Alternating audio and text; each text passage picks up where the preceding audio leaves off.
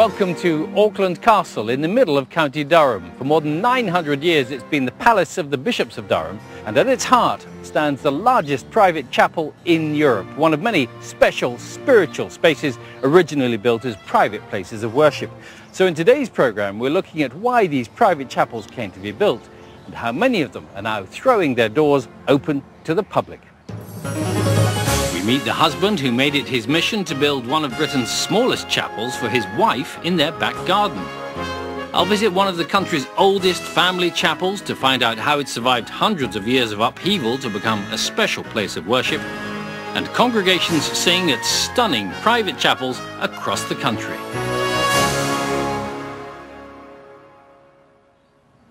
We start here in St. Peter's Chapel at Auckland Castle with our first hymn, which emphasises that Christ is the cornerstone of our faith.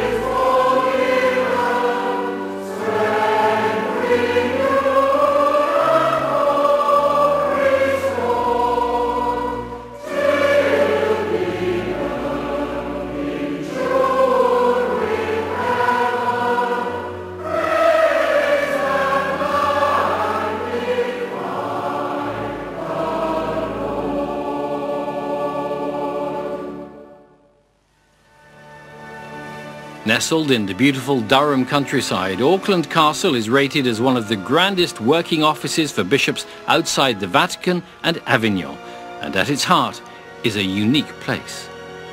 With room for about 150 people, St. Peter's is the largest private chapel in Europe. It has superb stained glass windows, beautiful stone pillars, 6 angels, and wonderful intricately carved oak. It looks every bit the original medieval chapel. The truth, though, is rather different. It started life in the 12th century as a banqueting hall where the Prince Bishops of Durham entertained their guests. But in 1665 it was extended and turned into a magnificent chapel by the new Bishop of Durham, John Cosin. 4 years ago, investment banker Jonathan Ruffer agreed to pay £15 million to retain the castle's collection of rare religious paintings at Auckland.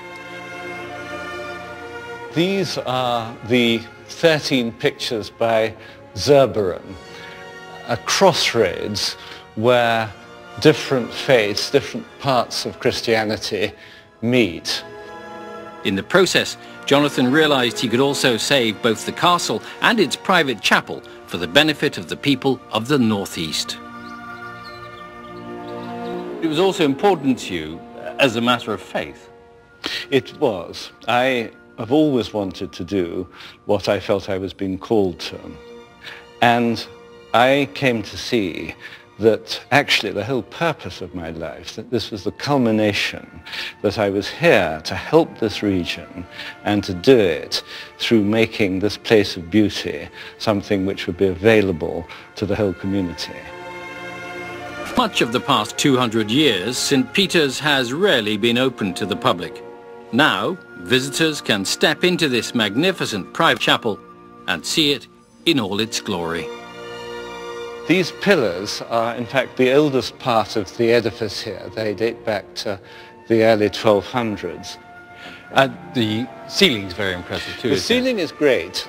The gold and blue ones were Bishop Cousin's own colours. I think of them as his racing colours. The chapel was definitely for the bishop's use and all his chaplains and those who were close to him. But what this reeks of is exclusivity. And you only have to look at the screen to get the feeling that if you wandered in, you were not especially welcome here. What is so special for you about St. Peter's Chapel? I think it's that buildings are for people. And what I want for this chapel, and I want for the whole of Auckland Castle, is that it's a place where people can come and be changed. A chapel like this should be open to the public to look at it. It's got history behind it of great interest. It's great that we can all enjoy these buildings now. They were once seen by very few people.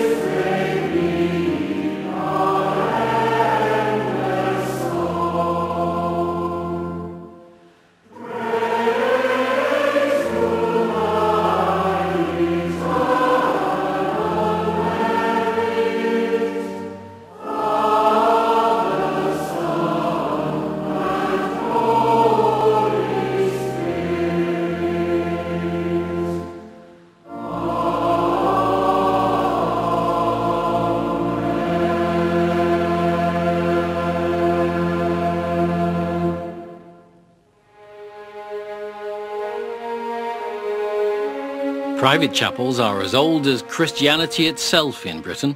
The first were built as houses of prayer where monks and nuns could gather. Later, as with Normanton Church on Rutland Water, some landowners built chapels on their country estates for their own use. With the nearest parish church often many miles away, it was also a matter of convenience. Today, many private chapels are no longer exclusive places of worship and are now throwing their doors open to everyone. The Theology College at Cuddesdon near Oxford is home to one of Britain's newest and one of its most remarkable. It's hard when you walk into this building not to feel inspired in some way. People talk about the power of the light and a sense of peace. What strikes me is a feeling of intimacy that you can get here. It's almost like being embraced within a heart. This very contemporary building is the brainchild of a small community of Anglican nuns, the Sisters of Cuddesdon. The idea was that we wanted a design which was modern of the 21st century, as well as one that would blend with the old college buildings. As soon as I come in the door, I feel the presence of God in this place. There's the light that we have in the building even on a dull day, but particularly when the sun's beginning to come through later in the day. That is very much a reminder of the light of God. The Sisters' inspirational choice of design for the ceiling was an upturned boat, which harked back to the early Christians who set sail for Ireland. I love it visually. I love the significance of the rainbows. The effects of the light are always different. It's a beautiful place to be. Cuddesdon is the only college in the country where trainee vicars live alongside an order of nuns.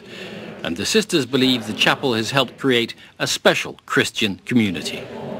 You know, in many churches, people walk in and sit in the back row.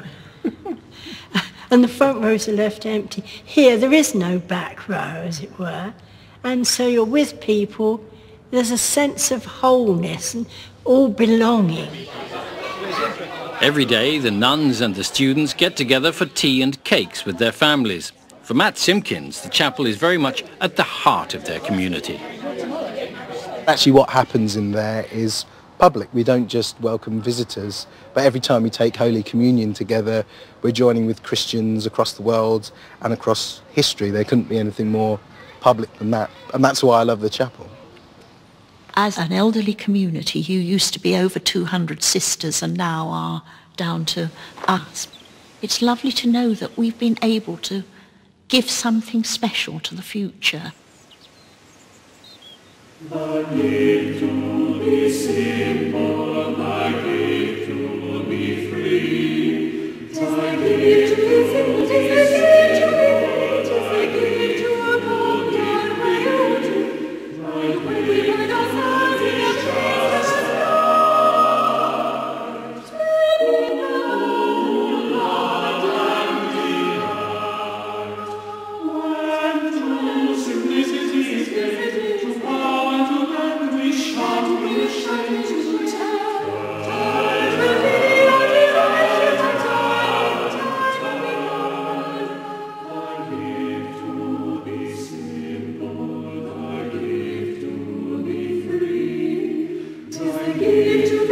I